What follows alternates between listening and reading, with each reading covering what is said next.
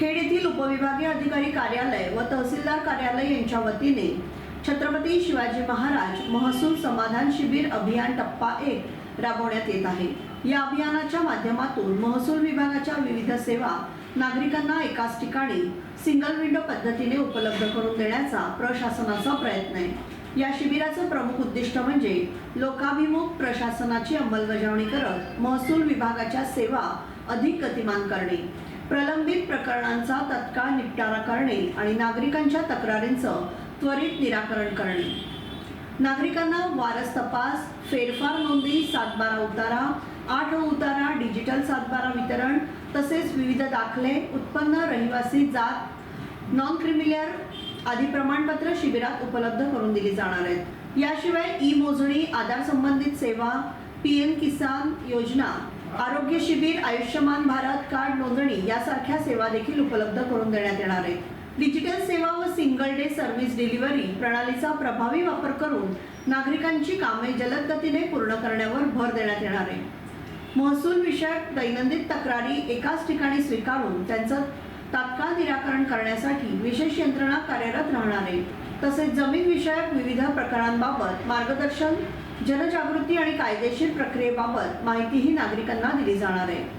या पार्श्वभूमीवर खेडच्या उपविभागीय अधिकारी वैशाली पाटील आणि तहसीलदार सुधीर सोनावणे यांनी तालुक्यातील सर्व नागरिकांनी संबंधित मंडळानुसार आयोजित शिबिरांमध्ये आवश्यक कागदपत्रांसह उपस्थित राहून या संधीचा लाभ घ्यावा असं आवाहन केलंय।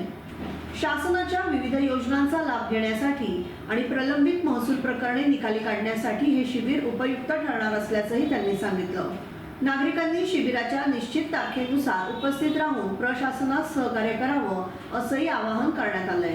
माहिती देते। सुरुवातीला जे मंडळ स्तरावरती आपल्या उपविभागात किंवा खेड तालुक्यात 11 महसूल मंडळे आहेत। सर्व महसूल मंडळामध्ये आपण या शिबिराची अंमलबजावणी करणार आहोत आणि त्याच्यासाठी सुरुवातीला आम्हाला मंडळ स्तरावरती पूर्वतयारी करण्याबाबतचे निर्देश होते या GR प्रमाणे।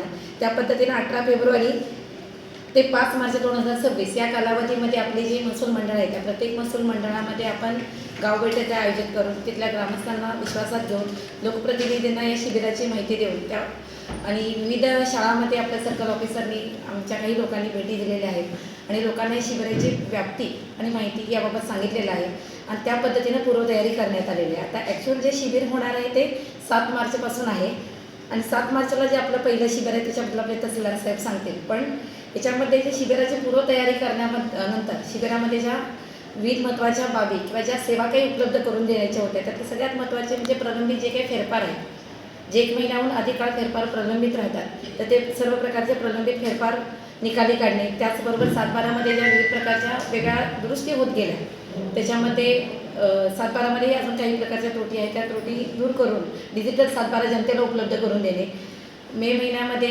किंवा शाळांचे निकाल लागल्यानंतर जी होणारी गर्दी टाळण्यासाठी विविध प्रकारचे जे प्रमाणपत्र विद्यार्थ्यांना वारंवार तहसील ऑफिस, प्रांत ऑफिस किंवा तलाठी ऑफिसपर्यंत चक्रा माराव्या लागतात, त्या चक्रा वाचवण्यासाठी या सर्व प्रकारच्या सेवा त्यांना एका ठिकाणी उपलब्ध करून देणे।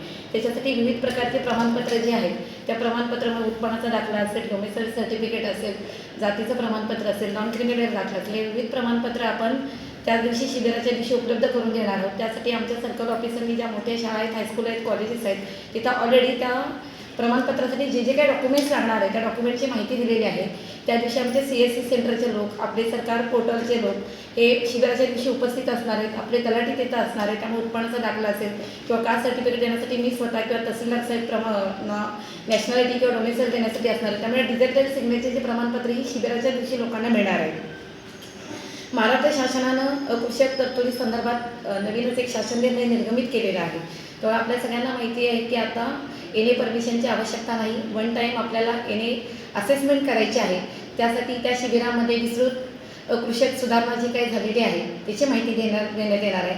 त्याचबरोबर तुकडेबंदी संदर्भात शासनाचा जो GR आहे त्या GRमध्ये जे तुकडेबंदीच्या संदर्भात नोंदी घालण्यासाठी किंवा खरेदी विक्री होण्यासाठी जी काही बंधनं आली होती ती सुद्धा नवी या शासनाच्या काळामध्ये बऱ्या प्रमाणात दूर झालेली आहे आणि त्याच्या दुसऱ्या माहिती आपण लोकांना देणार आहोत। त्याचबरोबर भूसंपादन बऱ्याच प्रकरणामध्ये आपल्या उपविभागात झालेलं आहे, पण भूसंपादन होऊनही बऱ्याच वेळेला शेतकऱ्यांची नावं अजूनही कजापण न झाल्यामुळे अजूनही आहेत, तर त्याच्यामुळे भविष्यामध्ये ज्या काही लिटिगेशन्स होतात त्या दूर करण्यासाठी सुद्धा भूसंपादन जे झालेले आहे त्या प्रकरणाचे कजाप तयार होऊन त्याचा जो सुधारित सातबारा आहे तो सुद्धा आपण उपलब्ध करून देणार आहोत आणि नागरिकांना एकाच ठिकाणी वेगळ्या सेवा मिळाव्या त्यासाठी सर्व जे शासकीय कार्यालय आहेत आपल्या तालुक्यातले, मग तो कृषी विभाग असेल, आरोग्य विभाग असेल किंवा तालुका कृषी भूमी अभिलेख विभाग असेल, तर त्यांच्या सर्वांच्या योजना या एका ठिकाणी देण्याचा शासनाचा मानस आहे. त्याच्यामध्ये मग ई मोजणी असेल, ॲग्रिस्टॅक असेल, PM किसान असेल, या प्रकारचा सुद्धा लाभ आपण त्या दिवशी देणार आहोत आणि त्यासाठी आमच्याकडे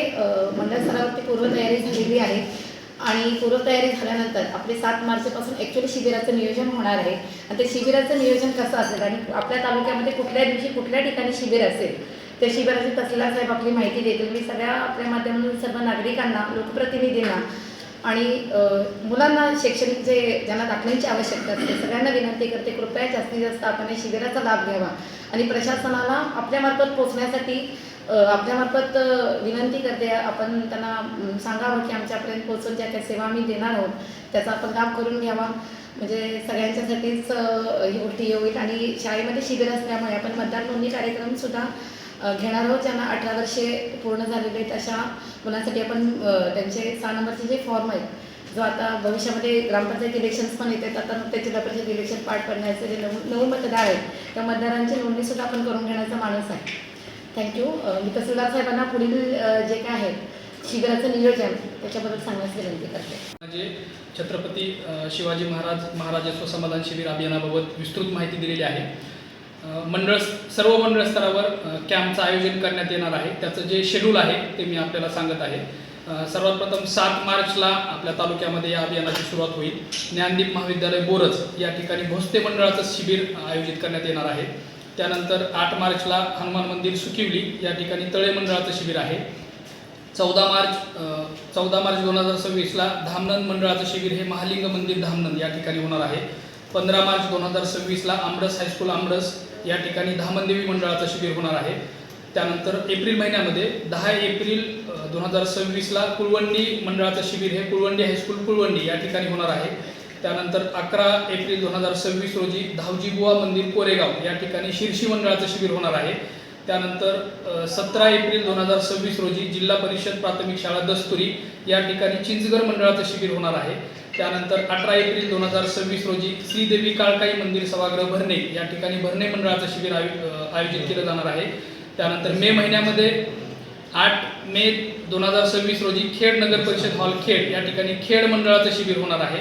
त्यानंतर 9 मे 2026 रोजी जिल्हा परिषद प्राथमिक शाळा आंबवली या ठिकाणी आंबवली मंडळाचं शिबिर होणार आहे. आणि सर्वात शेवटी 15 मे 2026 रोजी ग्रामपंचायत कार्यालय आवाशी या ठिकाणी मोठा हॉल आहे त्या ठिकाणी लवेल मंडळाचं शिबिर आयोजित केलं जाणार आहे.